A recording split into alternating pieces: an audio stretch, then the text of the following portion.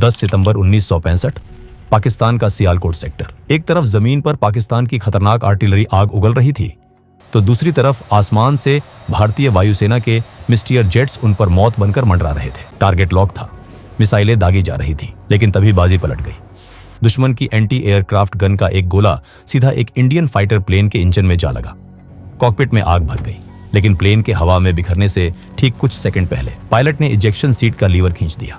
हवा में एक पैराशूट खुला, लेकिन असली खतरा तो अब शुरू होने वाला था। वो पायलट अभी जमीन को छू भी नहीं पाया था कि नीचे खड़ी पाकिस्तानी फौज ने उस पर राइफल से फायरिंग शुरू कर दी। पाकिस्तानी सैनिक गन्ने के खेतों में उस निहत्थे भारतीय को शिकार बनाने के लिए दौड़ पड़े। चारों तरफ दुश्मन, बदन पर चोट। सिचुएशन ऐसी थी कि बचना नामुमकिन था, लेकिन इतिहास गवाह है कि भारतीय फौजी तब और खतरनाक हो जाता है जब वो अकेला होता है। ये कहानी है उस जाबाज पायलट की, जिसने दुश्मन के घर में गिरकर पूरी पाकिस्तानी आर्मी को चकमा दिया और 24 घंटे से भी कम समय में पैदल चलकर वापस अपने वतन, अपने भारत लौट आया। साल 1965। भारतीय सेना और पाकिस्तानी सेना के बीच एक भीषण युद्ध चल रहा है। जंग अपने चरम पर है। युद्ध के 4 दिन बीत जाने के बाद भारतीय सेना को आदेश मिलता है कि लाहौर पर कब्जा किया जाए, लेकिन यह काम बिल्कुल आसान नहीं था। इस रास्ते में सबसे बड़ी रुकावट थी इछोगिल नहर, जिसे पाकिस्तान ने 1950 में बनवाया था। यह नहर भारतीय सेना की आगे बढ़ने की राह में दीवार बनकर खड़ी थी। नहर पर एक पुल मौजूद था और उसी पुल के सहारे सेना को आगे बढ़ना था, लेकिन उस पुल में पहले से ही डायनामाइट लगा हुआ था। इस नहर के पीछे घने जंगलों और गन्ने के खेतों की आड़ में पाकिस्तान ने अपनी सबसे घातक आर्टिलरी छिपा रखी है। अमेरिकन 155 मिलीमीटर हाउजर तोपें। ये तोपें आग उगल रही हैं। भारतीय सेना की इन्फेंट्री और टैंक रेजिमेंट्स पर लगातार गोले बरस रहे हैं। हमारे जवान आगे बढ़ने की कोशिश कर रहे हैं, लेकिन ये अदृश्य दुश्मन जो झाड़ियों के पीछे छिपा बैठा है, उन्हें टिकने नहीं दे रहा। आखिरकार भारतीय सेना ने इन आर्टिलरी को नष्ट करने के लिए भारतीय वायुसेना की मदद लेने का फैसला किया। इसकी सूचना आदमपुर एयरफोर्स स्टेशन को दे दी गई। जालंधर के पास आदमपुर एयरबेस में स्क्वाड्रन लीडर टीपीएस गिल 3 युवा पायलट्स को ब्रीफिंग दे रहे हैं। इन 3 में से एक है फ्लाइंग ऑफिसर दारा फिरोज चिनॉय, उम्र महज 21 साल। पारसी समुदाय का ये नौजवान आज एक ऐसे मिशन पर जाने वाला है जो इतिहास के पन्नों में दर्ज होने जा रहा है। जेंटलमैन, सिचुएशन क्रिटिकल है।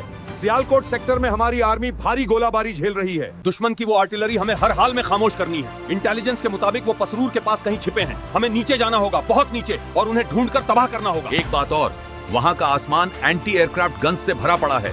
वो हमारा इंतजार कर रहे होंगे। रिस्क बहुत ज्यादा है। Good luck. ये चारों पायलट अपने अपने डसॉल्ट मिस्टियर फाइटर जेट्स की तरफ बढ़ते हैं। ये फ्रांस के बने विमान हैं जो ग्राउंड अटैक के लिए बेहतरीन माने जाते हैं, लेकिन इनके सामने चुनौती है पाकिस्तान के F-86 सेबर जेट्स और जमीन से आसमान में मार करने वाली तोपें। चारों पायलट पाकिस्तान की तरफ निकल पड़ते हैं। आसमान में उड़ते हुए फॉर्मेशन पाकिस्तान की सीमा में दाखिल होता है। रडार से बचने के लिए ये लोग ट्री टॉप लेवल यानी पेड़ों के ऊपर से बेहद नीची उड़ान भर रहे हैं। अचानक रेडियो पर आवाज आती है, टारगेट इनसाइड 12 o'clock। सामने पाकिस्तान की एक सप्लाई ट्रेन दिखाई देती है जो गोला बारूद लेकर फ्रंट लाइन की तरफ जा रही है। स्क्वाड्रन लीडर गिल का ऑर्डर आता है, एंगेज। मिस्टियर जेट्स गोता लगाते हैं।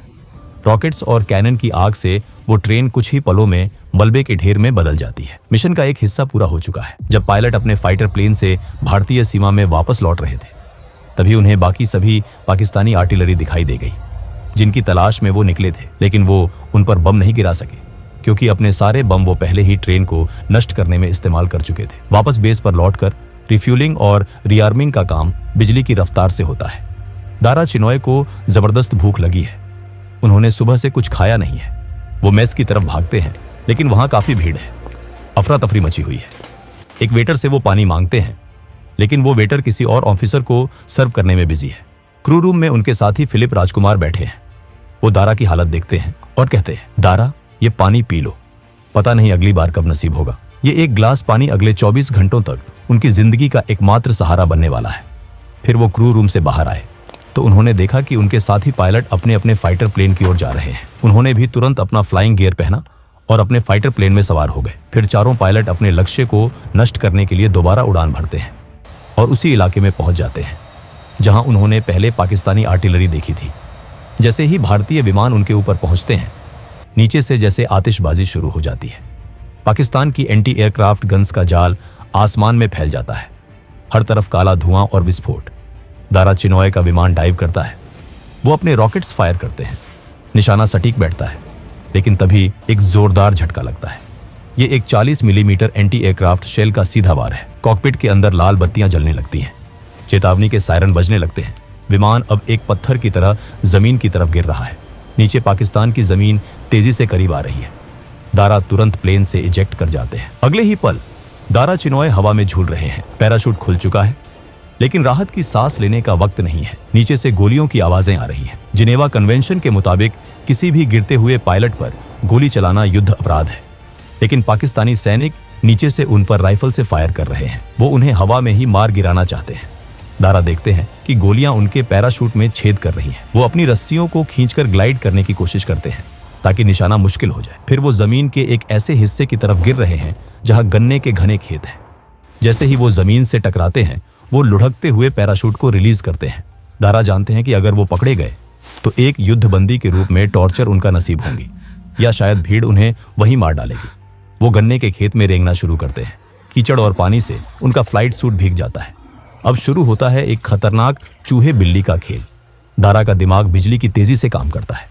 वो सोचते हैं अगर वो सीधे ईस्ट यानी भारत की तरफ भागेंगे तो वो उन्हें वहीं ढूंढेंगे। वो बॉर्डर पर नाकाबंदी कर देंगे। इसलिए वो भारत की तरफ नहीं, बल्कि वेस्ट की तरफ, पाकिस्तान के और अंदर की तरफ भागना शुरू करते हैं। ये एक रिस्की जुआ है, लेकिन ये काम कर जाता है। पाकिस्तानी सर्च पार्टी उन्हें ईस्ट की दिशा में ढूंढती रह जाती है और वो उनकी नाक के नीचे से ऑपोजिट डायरेक्शन में निकल जाते हैं। सूरज ढल रहा है। दारा एक घनी झाड़ी के नीचे छिप जाते हैं। उनके पास नक्शे हैं, कोड्स हैं और कुछ जरूरी कागजात हैं। अगर ये दुश्मन के हाथ लग गए तो भारतीय वायुसेना के राज खुल जाएंगे।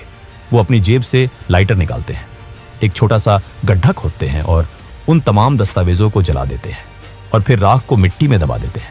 फिर वो अंधेरा होने का वेट करते हैं। अब प्यास से गला सूखकर कांटा हो गया है। 20 घंटे हो चुके हैं और हलक से पानी की एक बूंद नहीं उतरी है।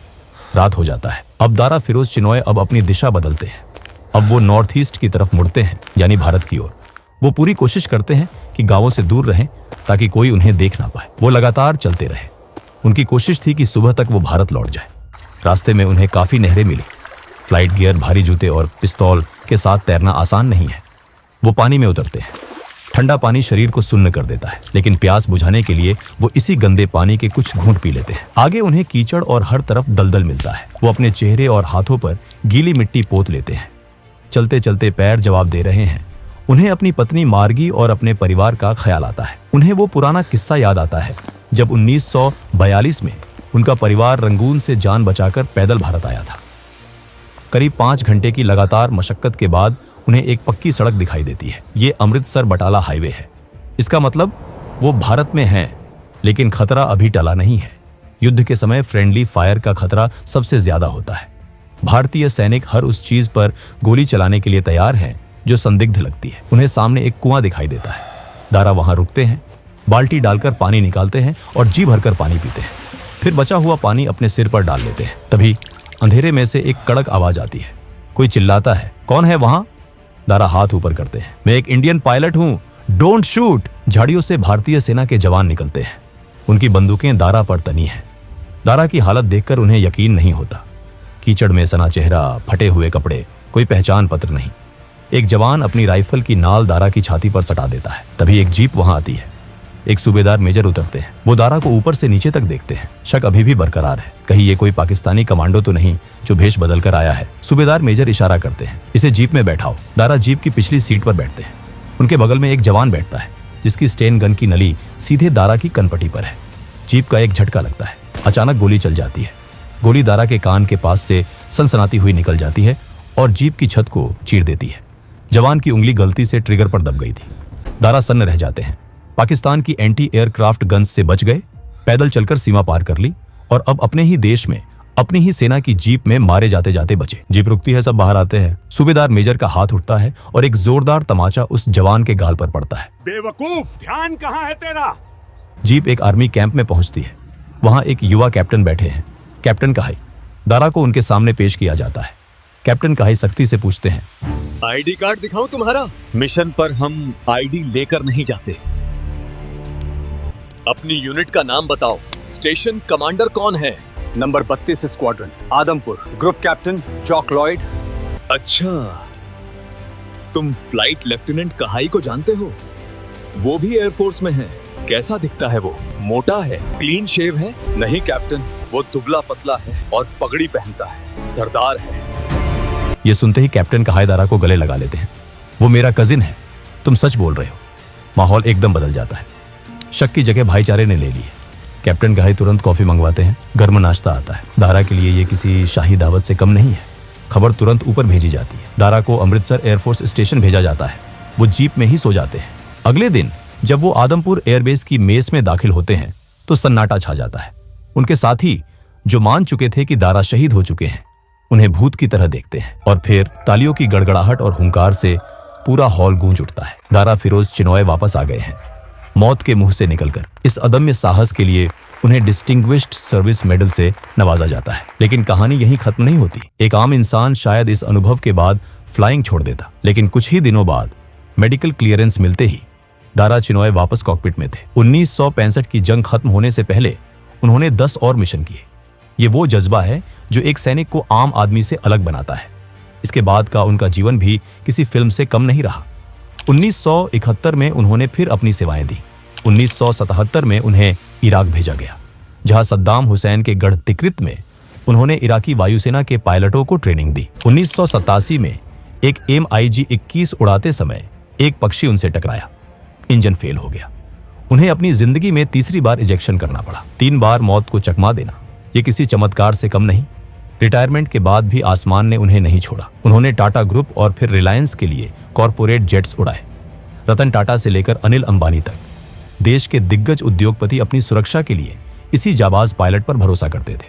दोस्तों, अगर इस कहानी ने आपके रोंगटे खड़े कर दिए हैं, अगर आपको भी भारतीय सेना के इस जाबाज पर गर्व महसूस हो रहा है, तो इस वीडियो को लाइक करें और अपने दोस्तों के साथ शेयर जरूर करें। हमें कमेंट्स में बताएं कि आप किस और वॉर हीरो की कहानी सुनना चाहते हैं। जय हिंद, जय भारत।